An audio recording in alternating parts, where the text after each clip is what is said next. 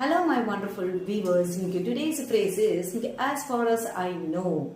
அப்படின்னா என்ன, எனக்கு தெரிஞ்ச வரைக்கும் 100% ஒருத்தரை பற்றியோ ஒருத்தவங்களுடைய கேரக்டரை பற்றியோ இல்லோ ஏதோ ஒரு விஷயத்தை பற்றியோ நமக்கு 100% உறுதியாக தெரியாதப்போ இந்த ஃப்ரேஸை use. Number 1, as far as I know she is intelligent. எனக்கு தெரிஞ்ச வரைக்கும் அவள் ரொம்பவே புத்திசாலி. Number 2, as far as I know she is beautiful. எனக்கு தெரிஞ்ச வரைக்கும் அவள் ரொம்பவே அழகாக இருப்பாங்க.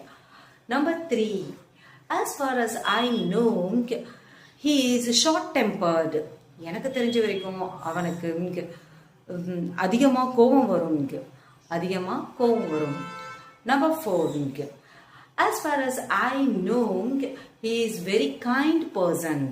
எனக்கு தெரிஞ்ச வரைக்கும் அவன் ரொம்பவே அன்பானவன். Number 5, as far as I know he is an honest person. எனக்கு தெரிஞ்ச வரைக்கும் அவன் ரொம்பவே நேர்மையானவன். Number 6, as far as I know that child is adamant. எனக்கு தெரிஞ்ச வரைக்கும் அந்த குழந்தை ரொம்பவே பிடிவாதமானவர். As far as I know that child is adamant.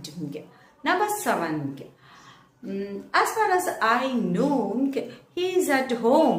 எனக்கு தெரிஞ்ச வரைக்கும் அவன் இப்போ வீட்டில் தான் இருப்பான். He is at home. Number 8, as far as I know the meeting is at 10 o'clock.